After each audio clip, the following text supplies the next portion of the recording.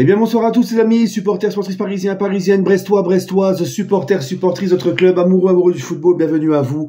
Les amis, j'ai le plaisir de vous retrouver pour ce débrief de ce superbe match du Paris Saint-Germain. Victoire 7-0 pour les barrages retour de Ligue des Champions. Alors les amis, déjà, je voudrais commencer par vous dire qu'aujourd'hui, j'ai 37 ans, donc c'est mon anniversaire aujourd'hui.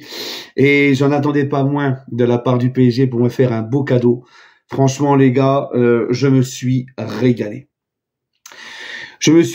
Alors déjà, je vais commencer par la compo d'équipe parce que Luis Enrique a mis l'équipe type. Hein, il n'a pas fait tourner aujourd'hui. On a gagné 3-0 à l'aller. On aurait pu se dire, bon, 3-0 à l'aller, le retour c'est au parc, face à Brest. Peut-être que Luis Enrique peut un peu faire tourner, etc. Non.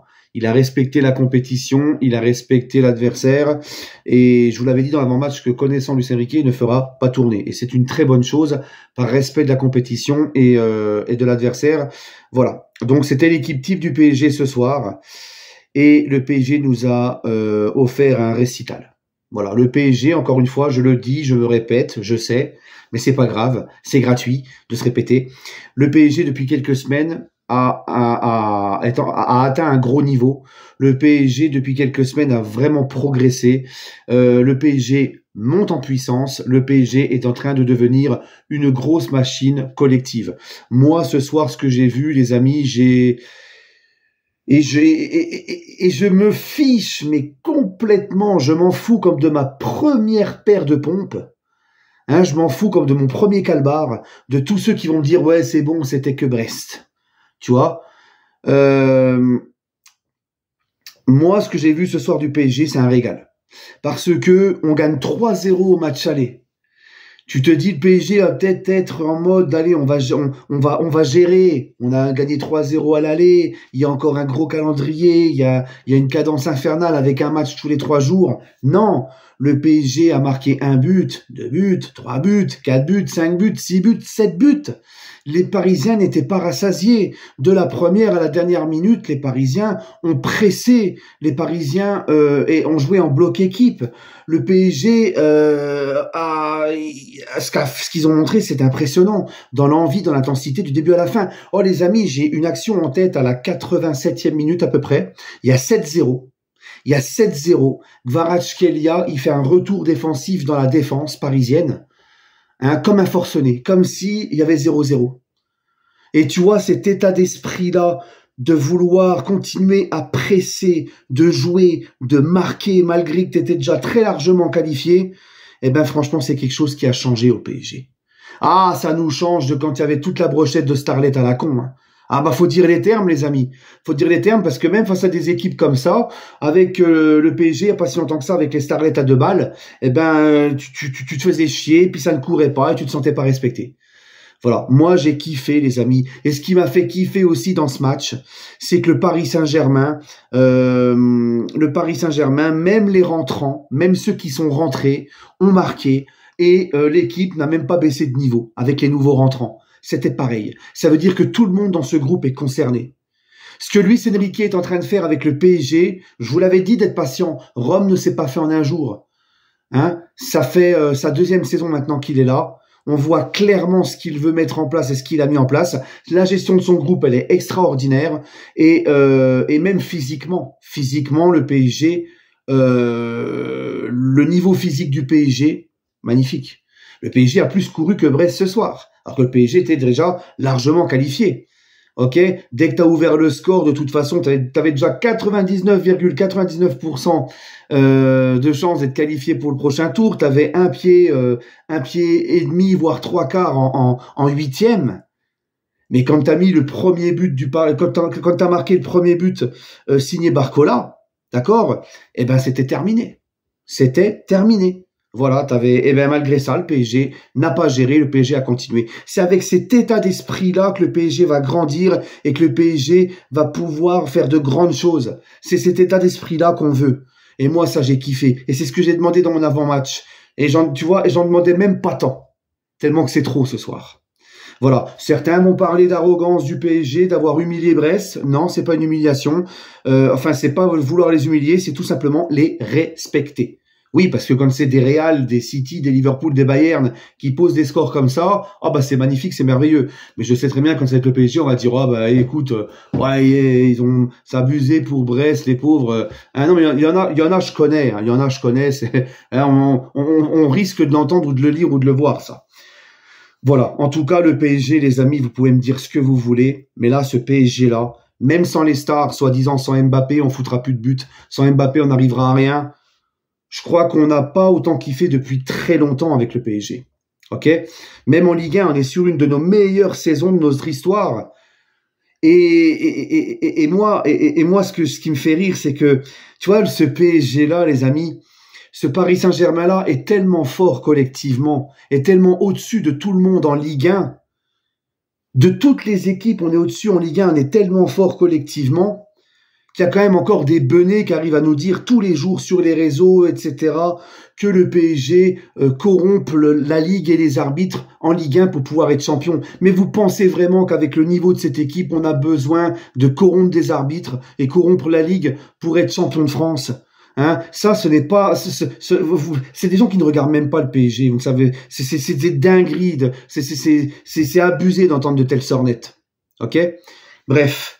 En tout cas, moi, les amis, on va parler un petit peu de ce match. Alors, c'est vrai que les 10, allez, on va dire les 15 premières minutes jusqu'au premier but du PSG, on a mis un petit peu de temps à se mettre dans le match, c'est vrai. C'est notre seul point faible, on va dire. Brest aurait pu ouvrir le score, c'est Marquinhos qui sauve. Et puis, dès qu'on a marqué le premier but, c'était le temps qu'on se mette dans le bain, hein, parce que jusque-là, on était un petit peu, voilà, on mettait pas l'intensité qu'il fallait, on était un petit peu trop gentil et tout ça. Et là, tu te dis merde, hein, ils ont peut-être pas, ils ont peut-être trop envie de gérer ce soir. Et puis dès qu'il y a eu le premier but, ça a enchaîné, ça a motivé tout le monde. Et en plus de ça, ce soir, tout le monde a été très bon. Même Fabien Ruiz. Fabien Ruiz, encore une fois, à l'image de son match à Toulouse, Fabien Ruiz a montré de la personnalité au milieu. Fabien Ruiz, il a l'air d'être un petit peu mieux, même dans ce PSG qui va beaucoup mieux. Fabien Ruiz, les gars, ce soir, c'est 2 passes décisives. Fabien Ruiz, ce soir, c'est partout, il est partout. Il est dans la surface, il participe offensivement. Le ballon qu'il donne à Barcola et la passe décisive qu'il donne, je sais même plus. Il y a eu tellement de buts que je sais même plus, mais je sais qu'il a 2 passes D. Ah, c'est quand il décale Vitinha. Voilà, sur le but de Vitinha. Il a 2 passes D. Bon, son seul souci, c'est la finition. Il a tout foutu en drop, il a tout foutu au-dessus. Mais il était présent dans la surface, il était présent offensivement, au milieu, voilà, des ballons qui cassent les lignes, de la personnalité, enfin, au milieu de terrain, au milieu des 2 monstres techniques que sont Vitinha et João Neves, qui, eux, ont encore fait un super match. Et en plus, je crois que ce soir, si je ne dis pas de bêtises, les amis, je crois qu'il y a 7 buteurs différents. C'est quand même magnifique. Hein, titulaire et remplaçant, 7 buteurs différents. Voilà, c'est dire à quel point ce PSG est vraiment une vraie machine collective. Et j'ai hâte, je sais, parce qu'il y en a beaucoup qui vont nous le dire, ouais, tu fais le malin, attends Liverpool ou attends le Barça. Ouais, il n'y a pas de souci.